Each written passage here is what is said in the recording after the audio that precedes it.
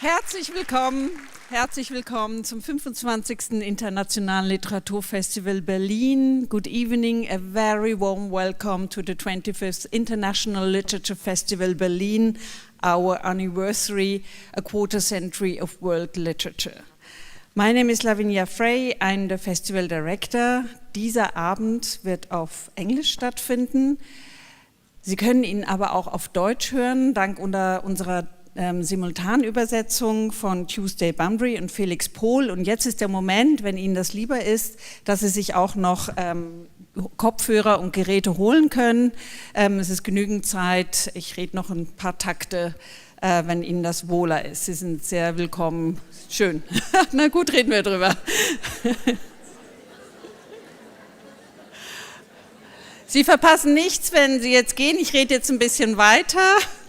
Aber für all die, die bleiben, freue ich mich auch.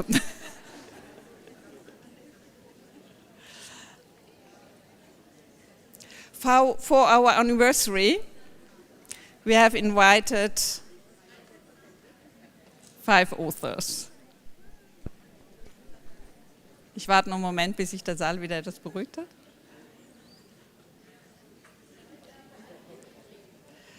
Who are closely connected to the history of the festival. Isabel Allende is one of them.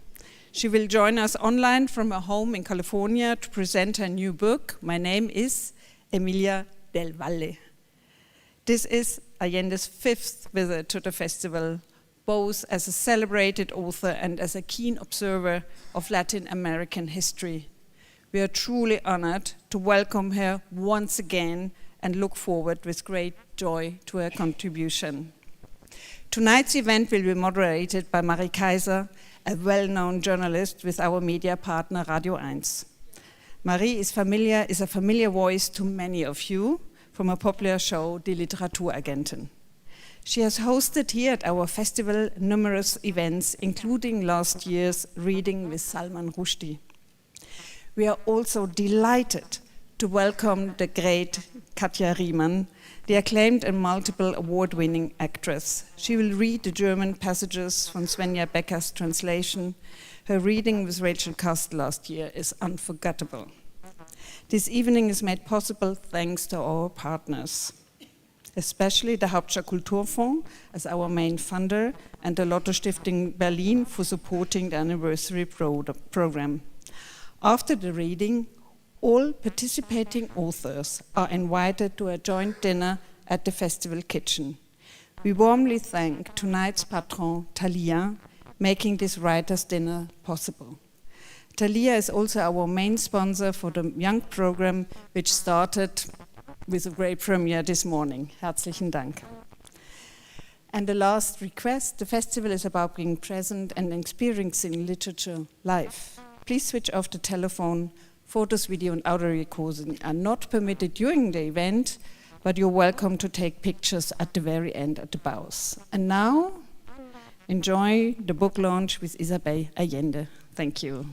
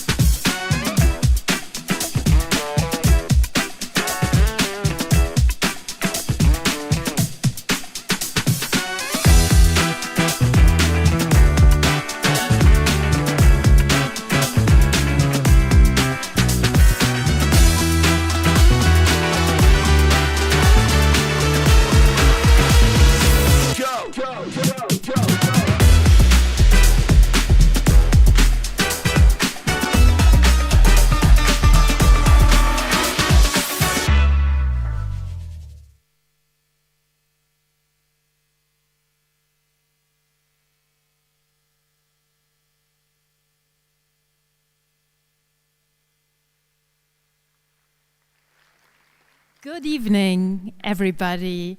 We are excited, we are delighted that one of the pioneers of Latin American literature will be joining us this evening. In the 1980s, when Latin American literature was really dominated almost exclusively by men, she managed to give women a voice. with her novels, helping to ensure that history is not told solely from a male perspective. She is one of the world's most widely read authors, having sold 80 million copies of her books in 43 languages, and we are really delighted to present the launch of her 29th book, her novel, My Name is Emilia del Valle. Give a warm, warm welcome to Isabel Allende. Gracias. Muchas gracias. Good evening. Good evening, Isabel Allende. Hola, how are you? Nice to be here in the festival. Yeah, nice to welcome you. Your new novel deals with themes such as truth, love, self-discovery, but also with Chile's complex history. And the main character, Emilia del Valle, she's born in San Francisco in 1866 and is the illegitimate child of a Chilean aristocrat and an Irish nun. So I thought, wow. The novel gets off to a good start. As a writer, how did you bring this character, this Emilia, into the world? Well, really, I wanted to tell the story of the Civil War in Chile in 1891. And I wanted to tell it from a voice that was neutral, that wouldn't belong to any side of the Civil War. And so I thought it has to be a foreigner, someone that comes from abroad. And Great Britain and the United States were involved in the war because of the mines in the north. And I thought, well, I want a woman's voice. But at the time, women were not journalists. They would never be sent as war correspondent to another country. That didn't happen. So I needed to create the circumstances for my characters to speak Spanish and to have roots in Chile. And that's how I started developing the character. And as I needed more and more, I kept adding. And that's the way I put together a book. It's pieces that are lying around, and I have to pick them up and put them together like a puzzle and give them some order in the confusion of life. And there was this puzzle with a nun on it. Just it happened to be there. I love the idea of the nun being seduced, you know. I thought it was just great. You're absolutely right. And at the beginning of the book, we meet Emilia as a child who is presented by her mother with a real severed man's head in a glass container. She is 7 years old. Does this early shock therapy maybe explain why Emilia will become such a fearless woman and a war reporter in Chile later in her life? I don't think so. I think that what gives her character is her stepfather, who instills in her self-confidence. He tells her, you are the brightest person in the room. You can do anything you want. Everybody's more afraid than you are. So he gives her a sense of freedom that women didn't have at the time. The severed head of in the jar really happened in the late time of the gold rush in California. There were many bandits, and they attributed to one bandit all the crimes, and he was called Joaquin Murrieta. So they sent a party of soldiers to kill him. They couldn't find him. They killed just anybody, and they brought the head in a jar as a proof that they had killed him. Nobody could identify that head. And since 1850 until 1906, that was the earthquake in San Francisco, the head was exposed for the public. You would pay $1 and get to see the head. Wow. So very much. Yeah. That's real life. And you were just talking about Emilia's, not her biological father, but the father who really loves her and accepts her, Don Pancho Claro, whom Emilia always calls Papo. And this man, he's such a warm and likable character, a teacher, a man who believes Emilia can do anything. What does this character mean to you? He's an homage to my stepfather. I didn't know my biological father. He left with my mother with 3 babies when I was not even 3 years old. And I don't have any memories of him because my mother never mentioned his name, and all the photographs were destroyed. So I didn't even have an idea of how he looked. And Later, my mother married my stepfather. At the beginning, I hated him. I was very jealous. I didn't want him near my mother. But in time, he became my best friend and the real father. I don't think I could have had a better father than him. And he instilled in me the same thing. He would say, you can do it. You can do it. You are smarter. And so I owe him everything. And he died in my arms not long ago. He was 103 years old. Wow. So this book is really a homage to him. Yeah. So we're going to get to know Emilia, not as a 7-year-old child, but as a teenager. We're going to get to know her mother and also this real father of hers, who's such a warm person. Isabel Allende will read an excerpt from the first part of her novel, My Name is Emilia del Valle. It will be in Spanish, though. Yeah. Si bien es cierto que mi papo carece de los vicios habituales, tiene una debilidad que comparte conmigo, las novelas de 10 centavos. No hay quien no conozca esos libritos que se popularizaron en los Estados Unidos durante la Guerra Civil, de 90 o 100 páginas, tamaño de bolsillo, papel ordinario, con historias escritas al volar de la pluma sobre indios, vaqueros, aventureros y soldados, fáciles de leer y entretenidas. Los críticos los consideran basura para semianalfabetos, pero en realidad llenan un vacío en las vidas de la gente sencilla, en especial entre hombres y muchachos, porque a las mujeres les atrae muy poco ese tipo de literatura y la mayoría no tiene tiempo de leer. Y las señoritas ociosas de la burguesía prefieren romance y poesía. Mi papo los colecciona y he devorado todos los que él posee. A los 17 años se me ocurrió contribuir a la colección. ¿Qué le parece si me pongo a escribir novelas de 10 centavos, papo? Le propuse un día. ¿Cómo piensas hacer eso, princesa? Es fácil. Asesinatos, codicia, crueldad, ambición, odio. Ya sabes, papo, lo mismo de la Biblia y de la ópera. Estás muy joven para eso, me dijo.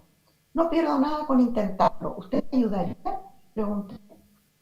Yo llevaba varios años trabajando con él en la escuela porque mi mamá ya no podía hacerlo, estaba muy ocupada con mis hermanos.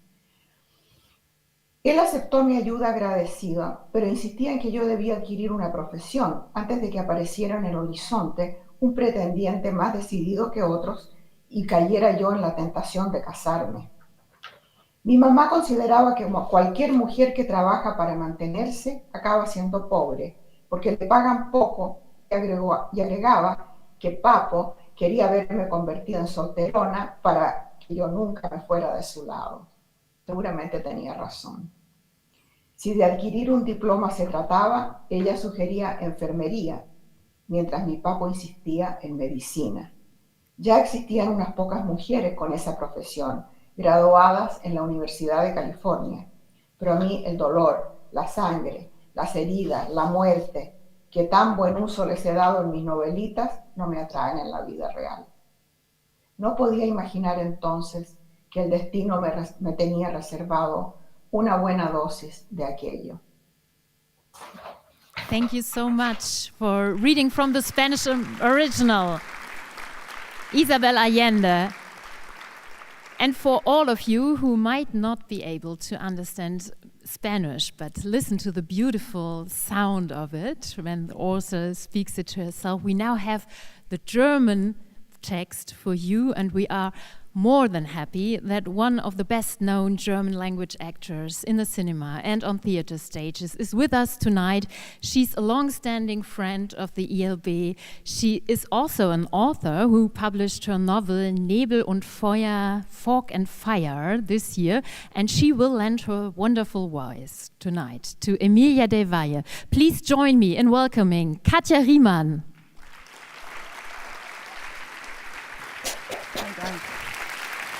Good evening. Good evening, Isabella. Hola, good evening. Soll ich gleich anfangen? Einfach loslegen, genau. Auch wenn mein Papo tatsächlich frei von herkömmlichen Lastern ist, besitzt er eine Schwäche. die er auf mich übertragen hat. Er liest gerne Heftchenromane. Alle kennen diese Büchlein. Seit dem Bürgerkrieg sind sie hierzulande überall verbreitet. Sie haben meistens 90 bis 100 Seiten, sind in Hosentaschenformat auf billiges Papier gedruckt und erzählen flott geschriebene, leicht zu lesende Geschichten von Indianern, Cowboys, Abenteurern und Soldaten. Nach Ansicht der Literaturkritik sind sie Müll für halbe Analphabeten. Dabei bereichern sie den Alltag der einfachen Leute, vor allem der männlichen, denn Frauen sind selten davon angetan.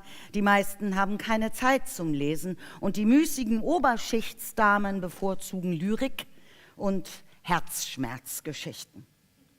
Mein Papo sammelt die Heftchen und ich habe sie alle verschlungen.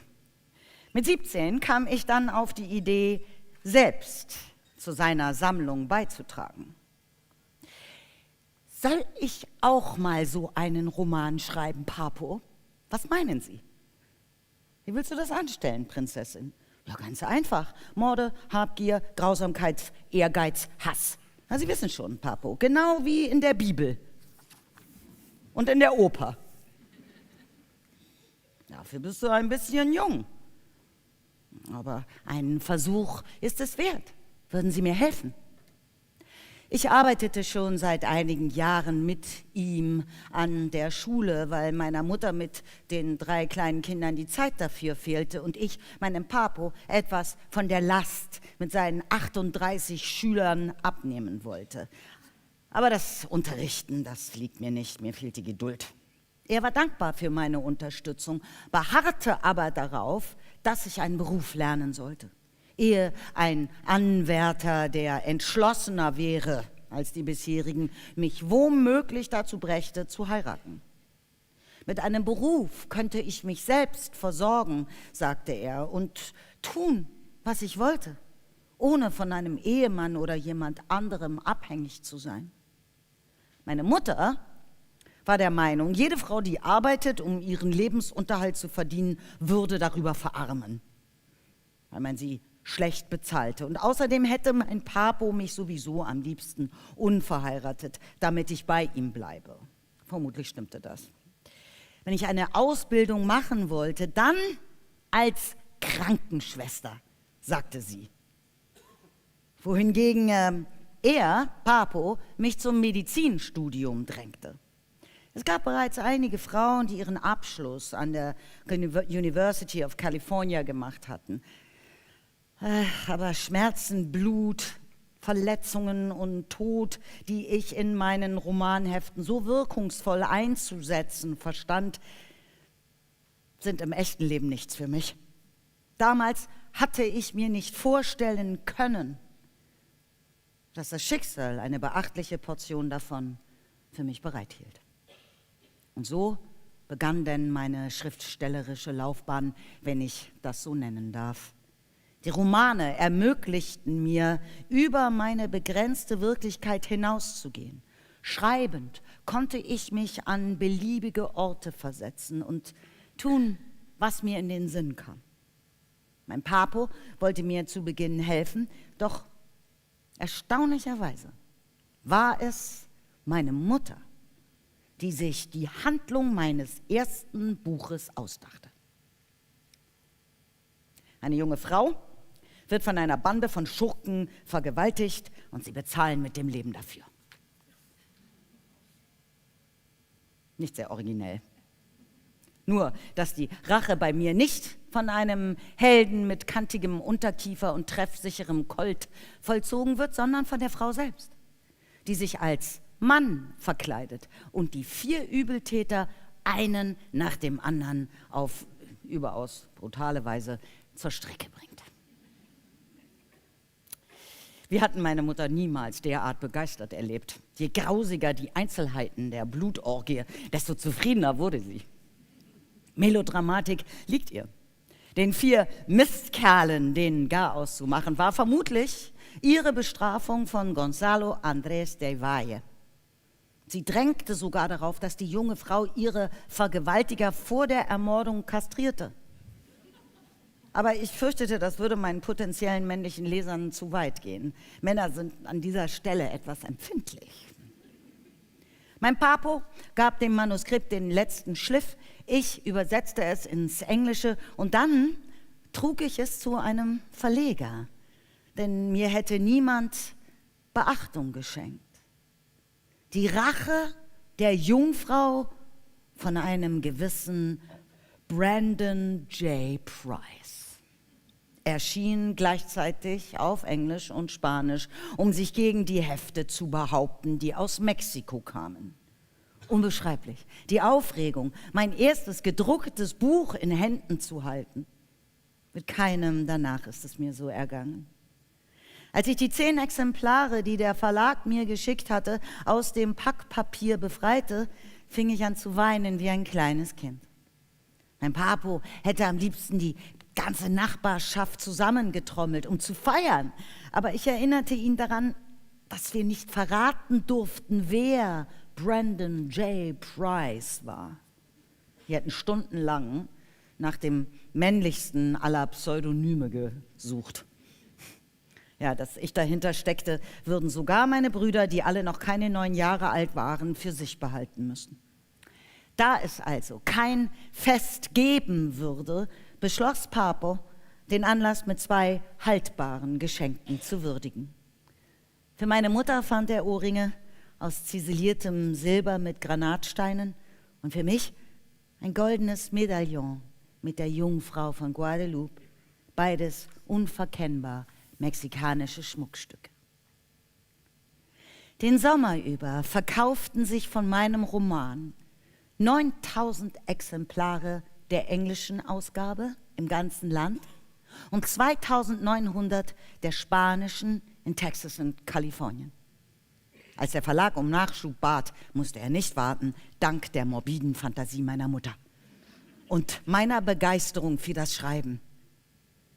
Daher war die Fortsetzung bereits fertig.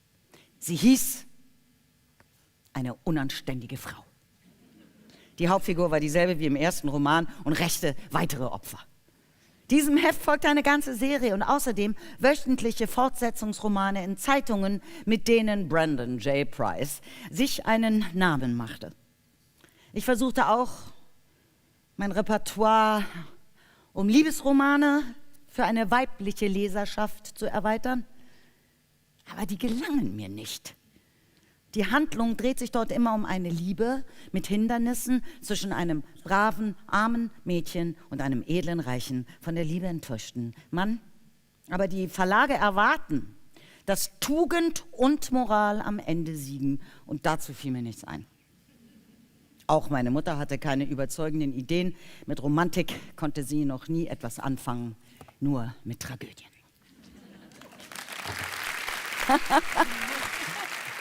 Heute kann sie sehen. Thank you. Danke. Vielen Dank. Sehr nett. Thank you so much, Katja Riemann. I love the voice of Emilia del Valle that you created. And she read from the German translation by Svenja Becker. Emilia, now we got to know her, and she doesn't define herself by her relationships with men or her family, but rather by her career, her values. What is important to Emilia is to be independent, including financially, and so as a teenager, she begins to support her family financially by writing dime novels, however, under the most macho name we could think of. Oh, now we lost. Okay, we only lost the image. We still have it here, that's good. So this name, Brandon J. Price, as you put it in the novel, is the most macho name, and Emilia understands early on that as a woman, she has a lot of disadvantages. Did you ever have fantasies like that, writing under a male pseudonym and seeing what difference it would make? No, I never thought of it. I've never changed my name, not even when I got married, nothing. I always had my name. But I understand that it is harder for women to be respected in any profession. But in journalism at the time, there were no women. When I started, remember that I was born in 1942, at the end of the world, in a conservative, Catholic, authoritarian patriarchal family and environment. I was supposed to get married and have children. That was going to be my life. But I wanted to support myself. I didn't want to be like my mother, always dependent.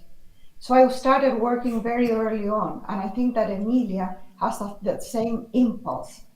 You don't want to depend.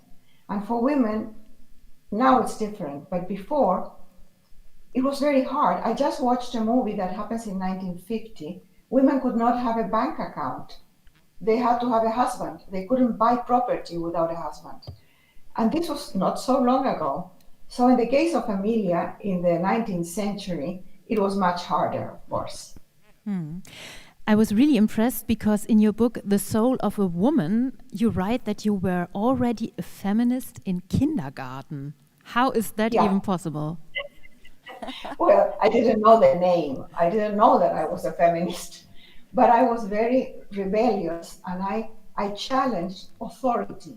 Mostly male authority, although probably also female, because I was expelled from the nuns when I was 6 years old. So I don't know what I did at 6 years old to be expelled from school.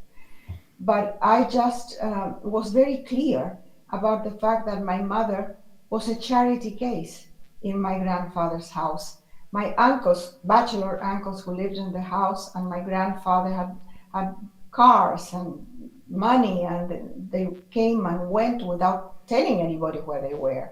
My mother was almost a prisoner. First of all, she was a single woman in a country with no divorce, with 3 kids. Her marriage had been annulled. So she was the target of gossip, of evil gossip, really, because she was also very pretty. And her life was really not good. And she depended first from her father, then from her first husband, then her second husband, and eventually from me. And at the end of her life, when she was in her 90s, she told me that her life could have been so much better if she would have been able to support herself, but she never worked. And when I was working so much as a young woman, my mother would say, you have to take care of your children, you have to be a better wife. Be careful, you are spending all your time in the streets. I was a journalist, but I loved it. And in time, she realized that you can do, with great difficulty, you can do both. So my children grew up to be perfectly normal adults, and we have a wonderful relationship. It didn't affect them, the fact that I was working. Emilia, she will work as a war reporter for the San Francisco Examiner and go to Chile, and you already said it was practically impossible for a woman at that time, at the end of the 19th century. And she insists that as a war reporter, she wants to publish not under a pseudonym, she wants to publish under her own name, Emilia del Valle. No matter where she goes, she is underestimated. She's greeted with the question, "They sent a woman?" And she replies, "You're not the first to notice it, sir." I found that genius. Being underestimated as a woman, are you familiar with this experience? How did it affect you? When I published The House of the Spirits, my agent then, Carmen Balcells, she told me, you will have to do double or 3 times the effort of any man to get half the recognition and respect. And it has been true. It has taken me 30 years to get the respect that any man gets in my literary work. And in my private life, it has taken me a lifetime to respect myself the way I should have respected myself when I was young. I always felt that I was not good enough, that the demands were so many and the rewards so little. I think that's a feeling familiar to many women still today. Yeah. Do you think so? Do you think that young women feel that way today? Yeah, I think that is still present. Yeah. So it has not changed so much. Yeah. But let's go back to the 60s, because you worked also as a journalist in Chile. You started in a woman's magazine, actually the first feminist media in Chile, reporting on controversial topics such as abortion, infidelity, divorce, that wasn't even legal at the time. How much similarity do you see between Emilia and the young journalist you were back then? Some similarities, but I wasn't thinking of myself when I created the character. Although I see the similarities, I see that we both started in journalism. She wanted to write fiction or write a novel, write a book, which at the end of the book she does. And the fact that she didn't know her father. But aside from that, I don't think that we are similar. Mm-hmm. She is very daring and courageous, and she does things that I would have never dared. She finds herself in the middle of a battle. I don't think I would have ever been able to do that. Mm. You talk about the battle, and the battle is the Chilean Civil War of 1891. And yeah, here in Germany, many people may not be very familiar with the history. So maybe perhaps you could briefly tell us what this conflict was about. You know, I wanted to write about this conflict because it has similarities with what happened in Chile in 1973. In 1891, we had a progressive president, Balmaceda, who wanted to bring big changes to the country and incorporate the underprivileged population more to the social and political sphere. And he, of course, met great opposition from the landowners, the owners of the mines, the industrial people, and the armed forces intervened. The Navy went with the opposition. The Navy is very powerful in Chile because we have such a long coast. And the army went with the president. And the result was a civil war, brutal civil war, in which more Chileans died in 4 months of battle than in the 4 years and a half of the war against Peru and Bolivia. 80 years later, in 1973, in Chile, we had a progressive president, Salvador Allende, who wanted to bring big changes within the democratic frame of our country, met great opposition from the conservatives and the people and the wealthy. And this, again, the military intervened. This time they did not split, and the result was a brutal military coup and 17 years of dictatorship. In both cases, the president chose to commit suicide instead of surrendering. And so they're both very similar figures, in historical figures. And I lived the military coup very closely. So I was interested in seeing what had preceded it. So you had to leave Chile because of this event in 1973, and yeah, the coup that forced to leave you. Did you always have that in mind while writing, history repeating itself? Some events in history seem to repeat themselves, but I don't think that humanity walks in circles. I think we walk in a spiral. We seem to go again through the same things, but in every instance we learn something, and good things come out of this spiral eventually. Look at what happened in the Second World War. It was a catastrophic time for the world, in which millions of people died. There were 50 million displaced people just in Europe at the end of the war. But the result after that has been many, many years of peace in Europe, because the United Nations was created. Feminism started, suffrage for women, the Declaration of Human Rights. All those new ways of thinking came out of that catastrophic time. So I think we do learn. And right now we are living in the United States and in many other places, a time that seems to go back in history. We are seeing a rise of fascism and of a sort of fascination with authoritarian characters or leaders. And democracy is in danger. But I think that these very dark times that we are living now will pass, and we will have learned something from this. I will not see it because I'm very old, but It's going to happen. I study history, and we are not in the Middle Ages. We have progressed.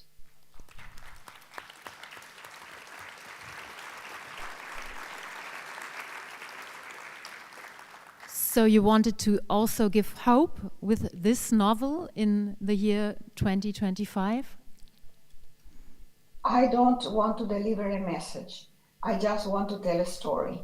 If you find a message in any of my books, it's because that is already inside you. And I have articulated what you already know and what you already feel. Who reads my books? People who think like me. The people who don't think like me, who hate me, why would they read my books?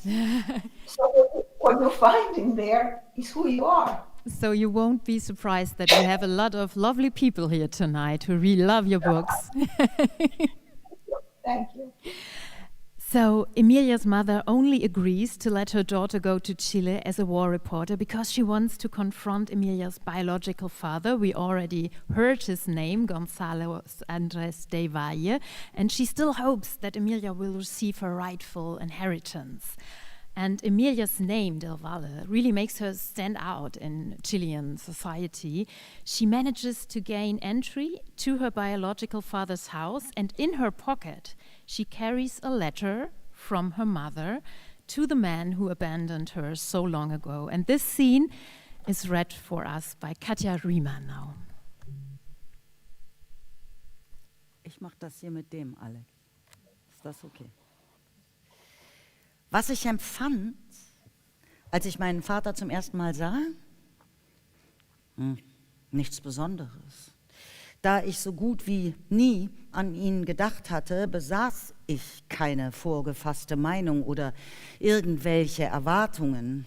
Und als ich jetzt vor ihm stand, spürte ich eine Mischung aus vager Neugier und Gleichgültigkeit wie vor dem Porträt eines Unbekannten.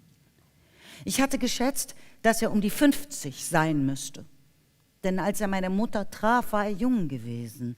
Aber in dem einzigen Sessel im Raum saß ein Greis mit Wollmütze und einem Plaid über den Knien. Er sah auf, als Rufina meinen Namen sagte und musterte mich lange aus seinen geröteten und wässrig trüben Augen. Dann gab er Rufina einen Wink, uns alleine zu lassen. Tritt näher, dass ich dich besser sehen kann, Mädchen, sagte er. Wortlos trat ich wie geheißen, musterte ihn meinerseits auf der Suche nach äußeren Ähnlichkeiten, fand aber keine. Aus der Nähe sah er tatsächlich erheblich jünger aus, als es zunächst den Eindruck gemacht hatte. Die pergamenthafte Haut und seine niedergedrückte Haltung machten ihn älter. Meine Tante Paulina hat mir geschrieben, du glaubst also, ich bin dein Vater, sagte er. Ja, das sagt meine Mutter, Molly Walsh. Auf den Namen meiner Mutter folgte erneut langes Schweigen. Wartend stand ich vor dem Sessel, fühlte mich unbehaglich in dieser zähen Wortlosigkeit und dachte, dass sich der Mann womöglich in Altersverwirrtheit oder Schwermut verlor. Du siehst dir nicht ähnlich, sagte er schließlich. Nein, Ihnen sehe ich auch nicht ähnlich. Du siehst dem ähnlich, der ich in jungen Jahren war. Das ist das spanische Erbe. Warum bist du hier? Was willst du von mir? Nichts. Wenn es nach mir ginge, wäre ich nicht hier, Señor del Valle. Aber ich habe es meiner Mutter versprochen. Sie hat sehr darauf gedrängt, erklärte ich ihm. Aha, na, nun hast du mich ja gesehen. Ja, so ist es und ich werde Sie auch nicht weiter belästigen. Soll ich ihr etwas von Ihnen ausrichten? Wieder schwieg er, das Kinn auf die Brust gesenkt, die Hände zittrig, zusammengefallen auf die Größe eines frierenden Kindes. Wie hätte ich denn diesem Häuflein Elend den hasserfüllten Brief meiner Mutter aushändigen sollen? Er steckte in meiner Tasche und lastete dort schwer wie ein Brocken Granit. Ich wollte mich schon zurückziehen, als ich begriff, dass er leise weinte. Da spürte ich, wie sich meine Gleichgültigkeit in Mitleid verwandelte. Und ich sah ihn so, wie er jetzt war. Ein kranker Mann und nicht das überhebliche Herrensöhnchen, nicht der von meiner Mutter gehasste Stenz, der mich aus einer Laune heraus gezeugt hatte.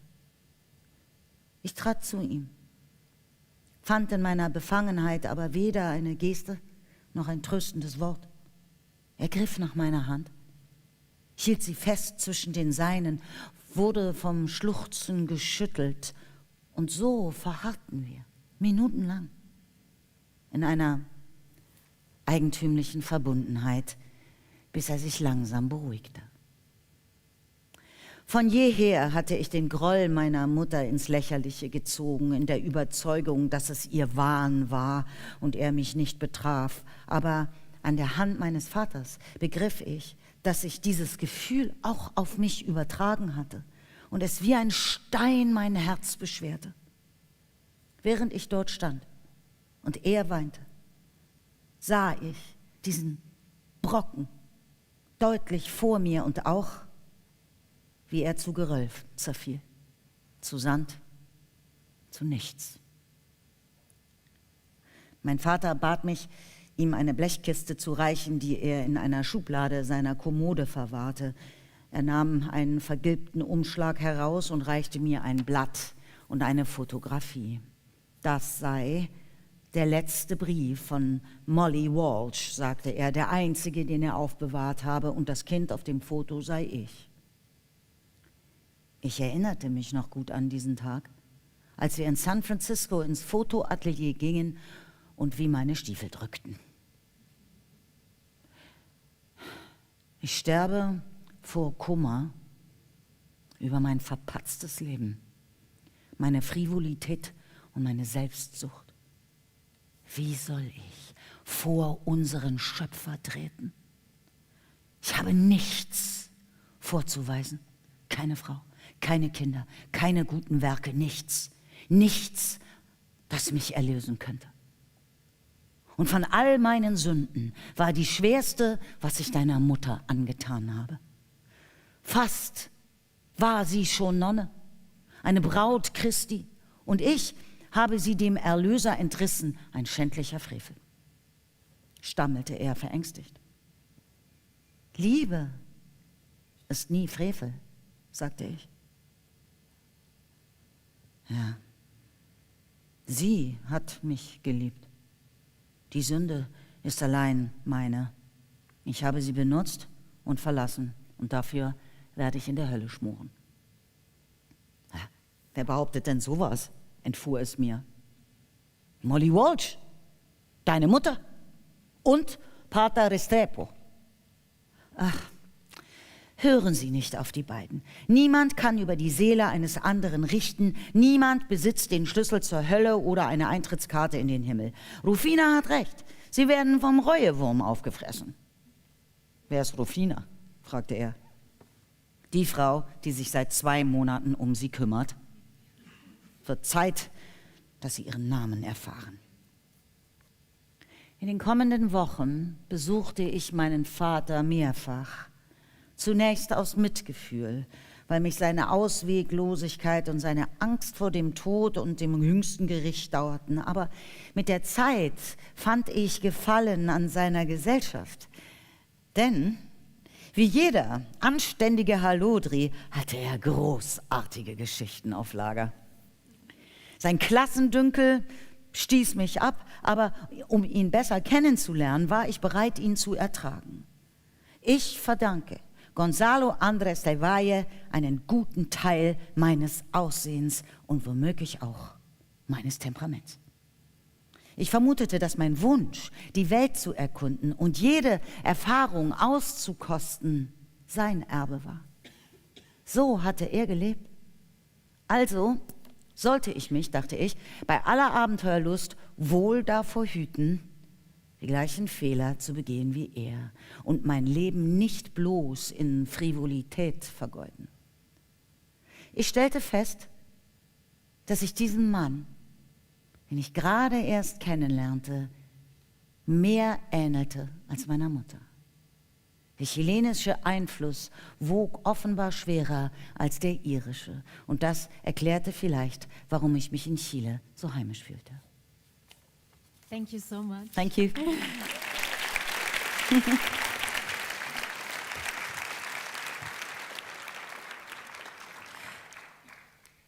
In the scene we just heard, Emilia starts to resolve the resentment her mother has harbored toward this man who first seduced her and then abandoned her. She feels pity for the old man who is consumed by remorse. What does this scene tell us about what remorse, what resentment does to us, does to our lives? I think it's a very heavy burden. It's like hatred that you carry it with you, and it doesn't really affect the other person. The other person sometimes doesn't even know what you are feeling, but it's something that hurts in our souls, I think. You know, when I was growing up, at one point, I must have been by then 18 years old, my brothers wanted to meet our father, and they found him, and they had a meeting with him, and I didn't want to go. Because if my father had no interest in seeing us ever, why would I want to see him? That's what I thought. And many years later, when I was working as a journalist, they called me to identify the body of a person who had died in the street. And he had died of a heart attack. And in his documents, he had my name, Allende. So, because I was more or less known, I had a TV program, they called me to the morgue. And they showed me the body of a man that I had never seen. And I didn't have a photograph to identify him either. But then my stepfather came, and he said, this is your father. And that's the only time I saw him. When I was writing this scene about Emilia and her father, I started thinking, what would I have felt if I encountered my father alive, and he's an old man, sick, near death, who regrets his life. He feels that he didn't do anything right. I think I would have felt great compassion. I never had resentment against my father, and I don't know if my mother had it. I don't think it was, if she did, it was at the beginning, because later she found a very, very good husband. But I think that Emilia, who is a very clear-minded person, would realize that that resentment belongs to the mother, not to her. She doesn't need to carry it, and that's why she destroys the letter. Mm. That is so touching, this story, and if it would be in a novel, one would not believe it. What part of the story? The part of the story that you were called to identify your father and see him for the first time. This must have been so hard. It's true. You know, it wasn't, because I didn't know that person. It was the first time I saw a dead body, so that was sort of shocking. But emotionally, or emotional connection to that person, I had none. And then when my stepfather came and said, look at him, he's your father, I didn't feel anything. I was like numb, because I didn't have really any memories. Mm.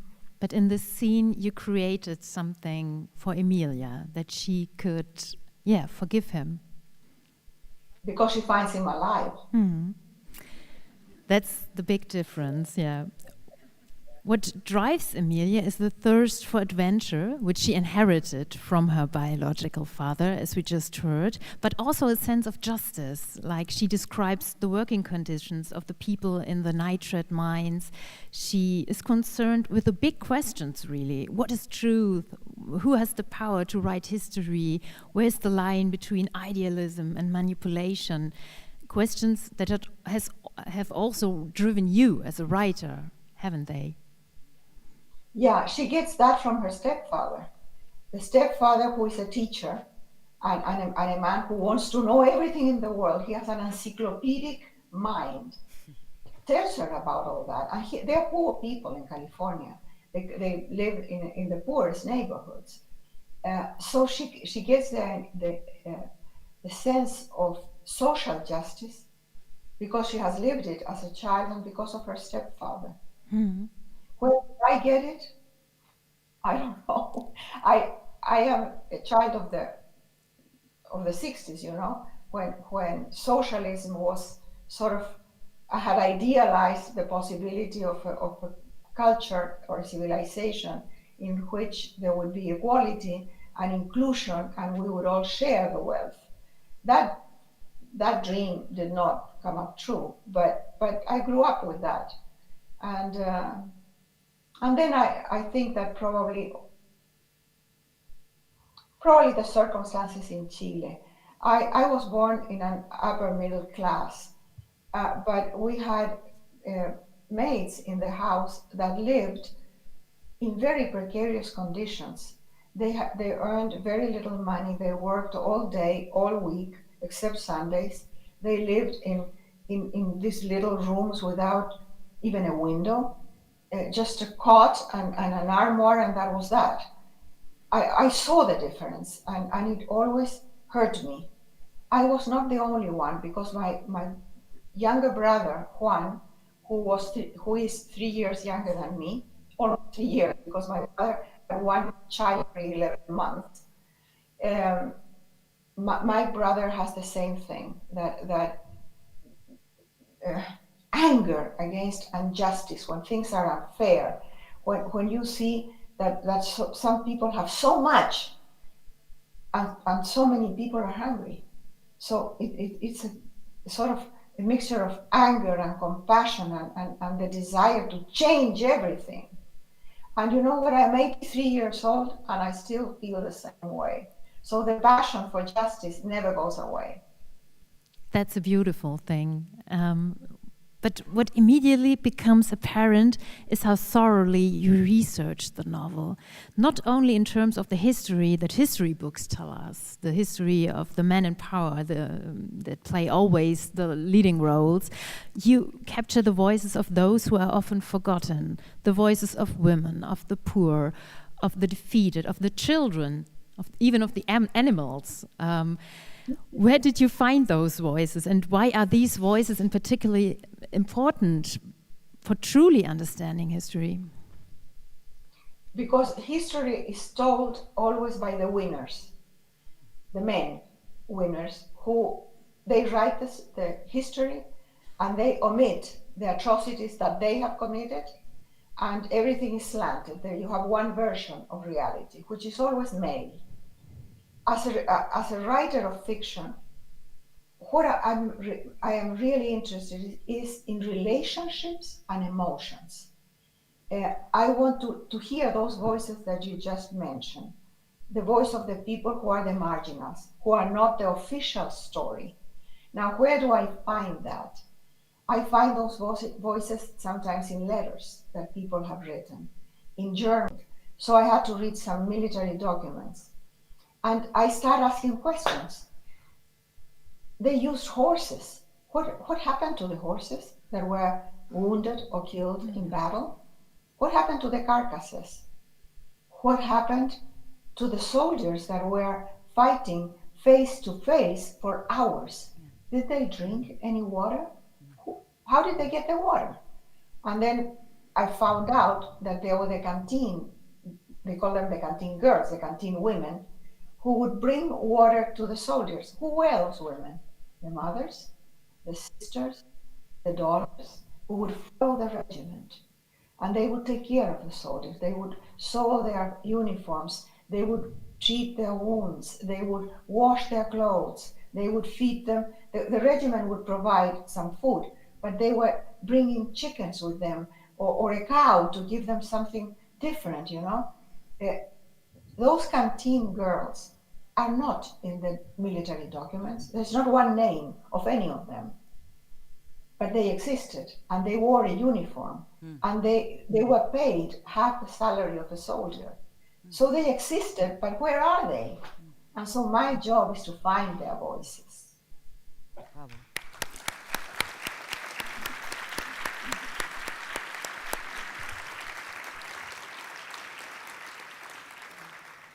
Yeah, and they really come to life in your novel, all those voices.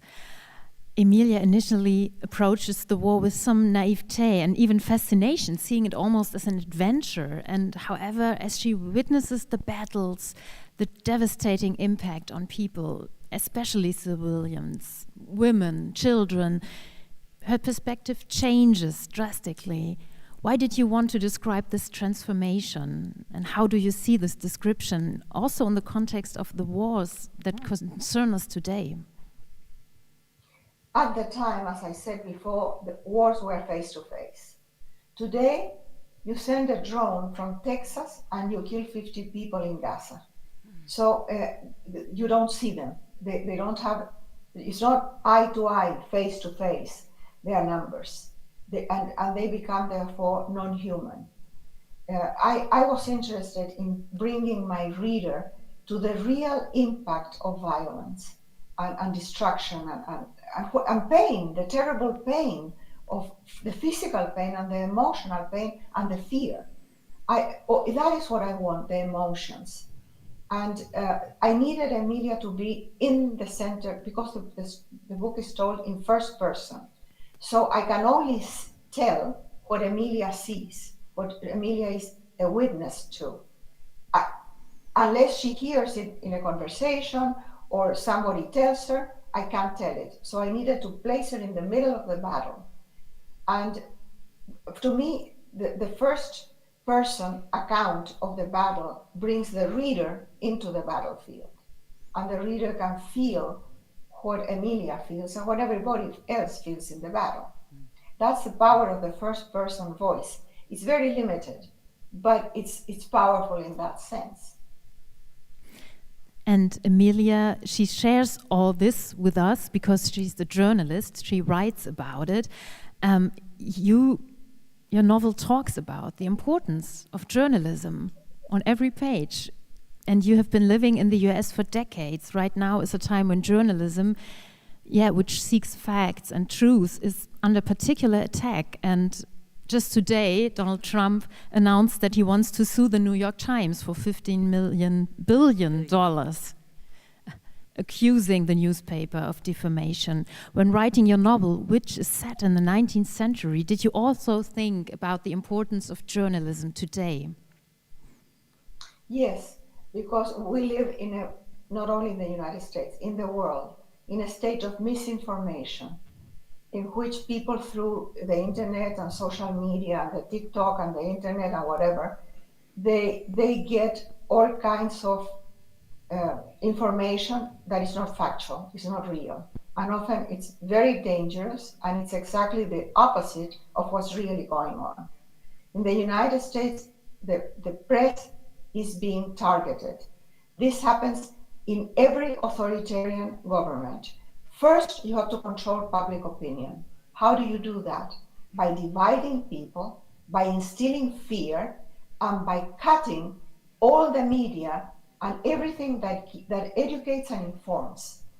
Teachers, professors, journalists, artists are the first people to be targeted because they manipulate or they can handle public opinion, and that's the role that the government wants.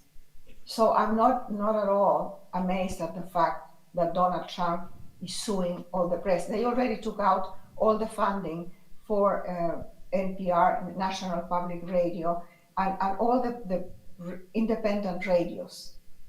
So many of those radios are in rural places where they are the only source of information. It's the only radio that exists in that little town.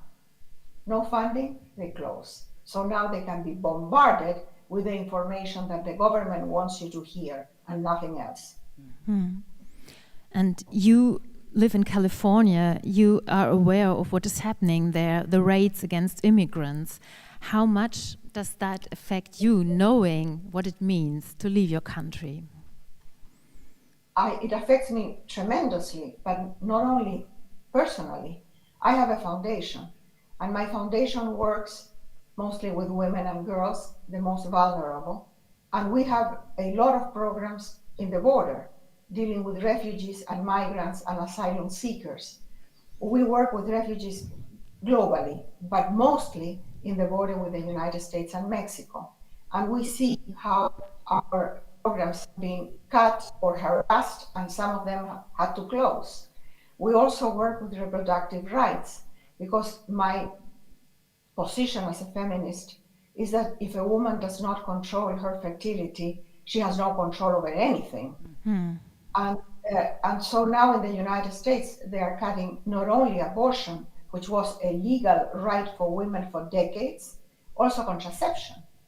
And so what is the idea? That the government decides how many children you have, or the church. So now we have to go back to the 19th century once more, and it just feels like it when you talk about the present. We go back to a very special journalist, Eric Whelan. He is Emilia's colleague at the San Francisco Examiner. In the turmoil of the revolution in Chile, they become involved with each other. But what is striking is that love plays a less important role for Emilia than for other women you have written novels about. And she's very discreet when it comes to her sex life and what happens in those hotel rooms. Why is that so? Probably wishful thinking, maybe that I wanted to be like that. but I wasn't. I mean, I've always been a horrible, sick romantic. So I fall in love crazy. And look, I've been in love all my life, with different men, of course. But of course. And I have seen husbands, and I forgot how many lovers, not that many, I wish I had had more.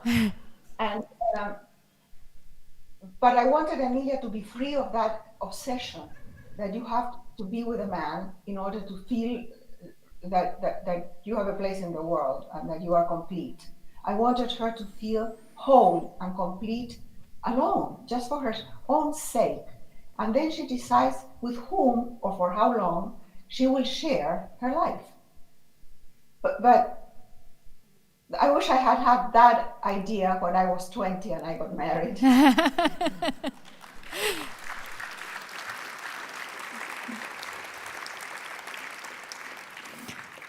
And we will get to know this Eric now and listen to another excerpt from the novel. We are in Chile in August 1891, just days after an important defeat for President José Manuel Balmaceda, the defeat of Concón, who was decisive because it essentially marked the collapse of his military power. Katja Riemann will read for us again.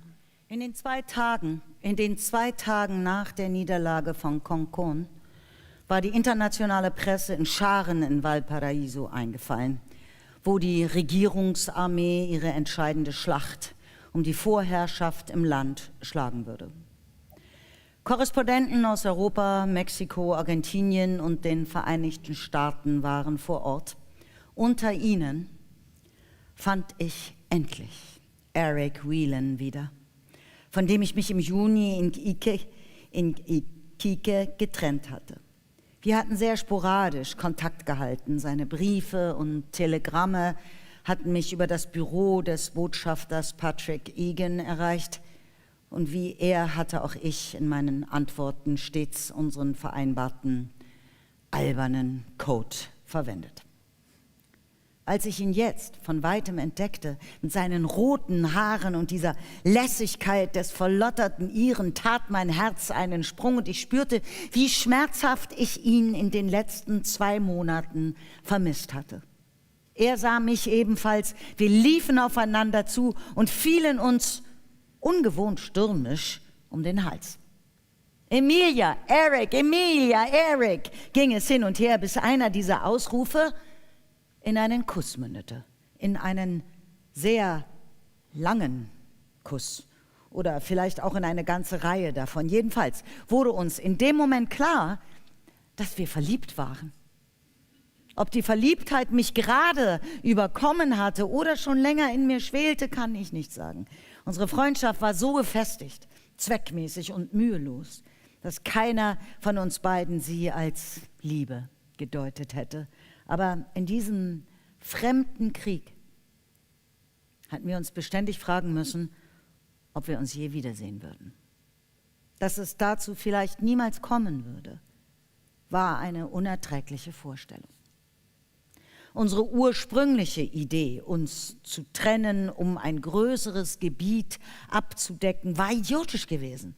Beide hätten wir sterben können und uns noch nicht einmal voneinander verabschieden oder herausfinden können, dass wir uns liebten, sagte Eric, als wir endlich, etwas beruhigt, in einer Konditorei vor 2 Tassen Tee saßen und darüber sprachen, was in den letzten Wochen vorgefallen war.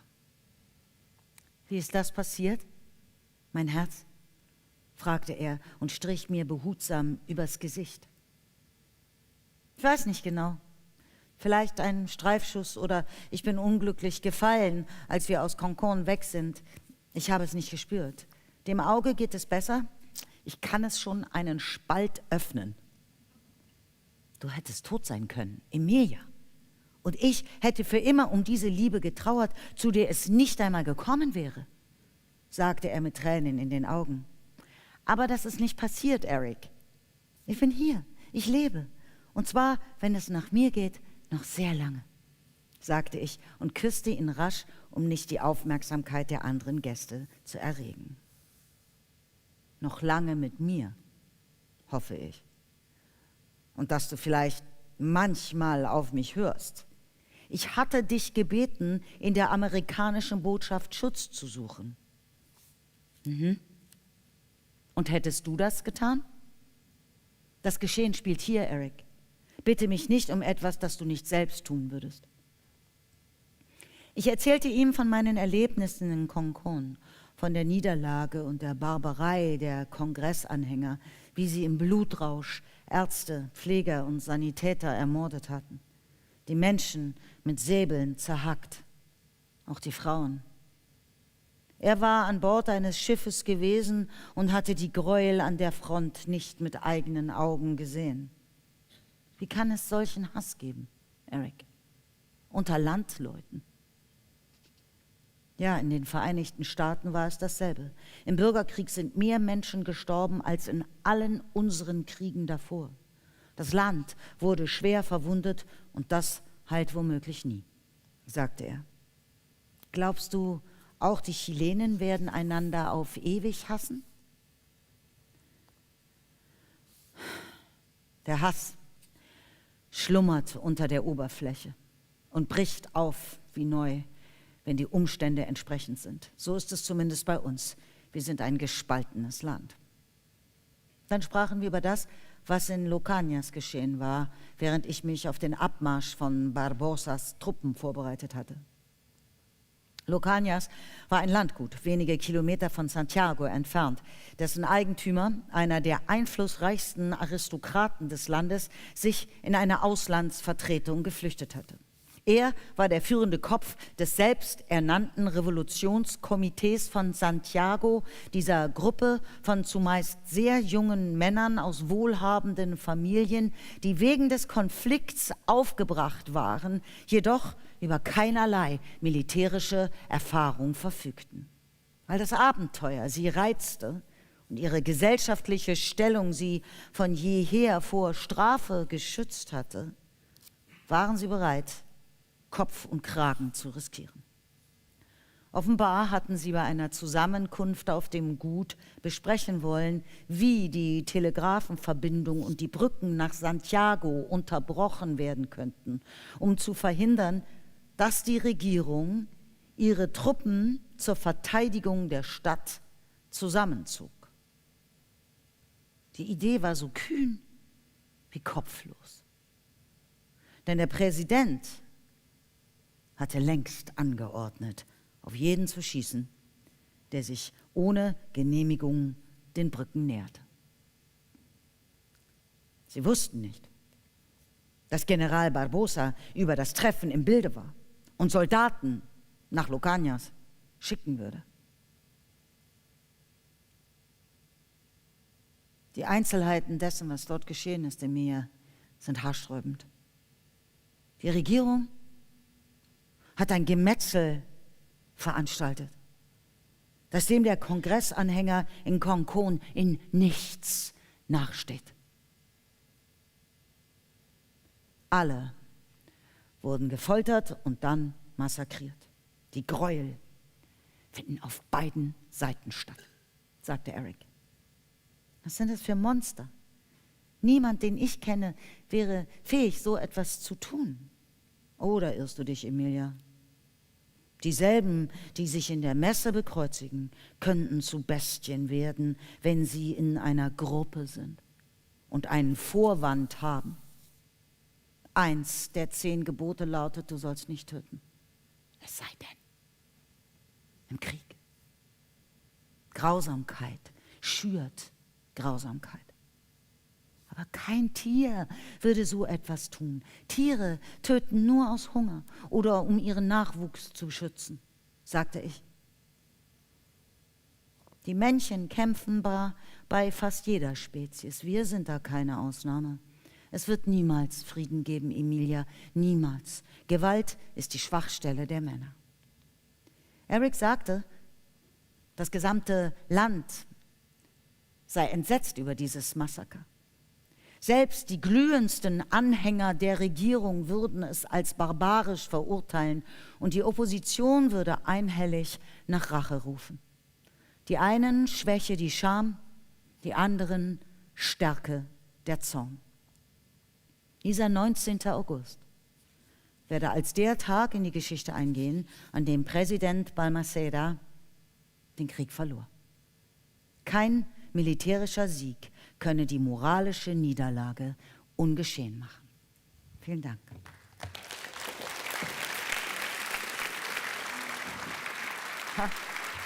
Vielen Dank. Vielen Dank, Katja Riemann.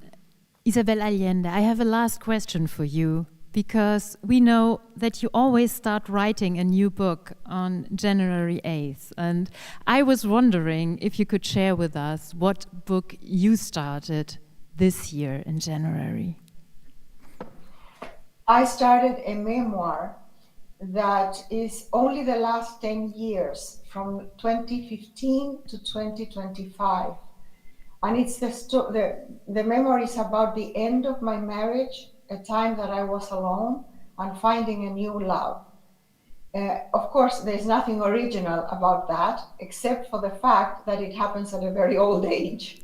Mm-hmm. So while other women are playing bingo or knitting for their grandchildren, I am trying to seduce an old man. So you're a role model to everybody. I just want to be like you. Me too. But you know what? I don't remember much, because in our memories, we always change things to make them more bearable for ourselves. But I have the letters that I wrote to my mother every single day. And they are all in files in chronological order. I have around 24,000 letters. Wow. Between her letters and my letters. In the garage, we have all these letters in boxes. Let me show you a box, just a minute. Yeah.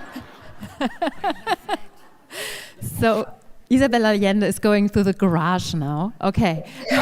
Wow. So this is one of the boxes. Wow.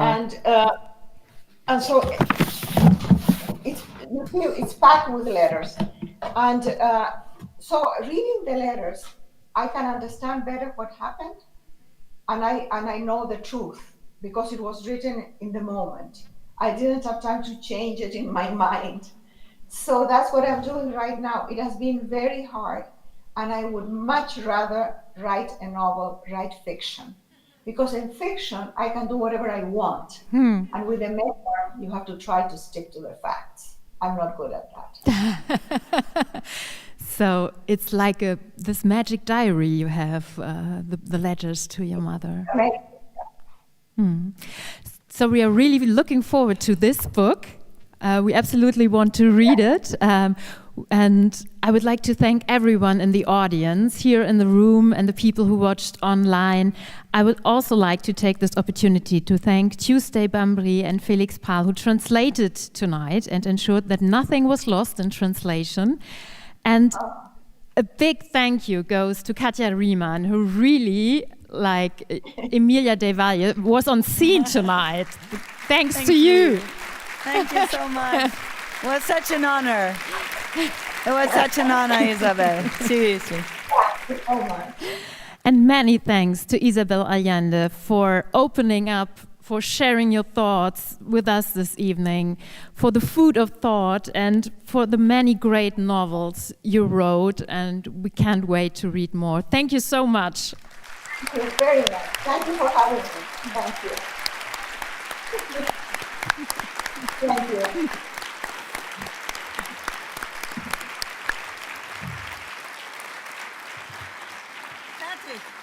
Thank you so much.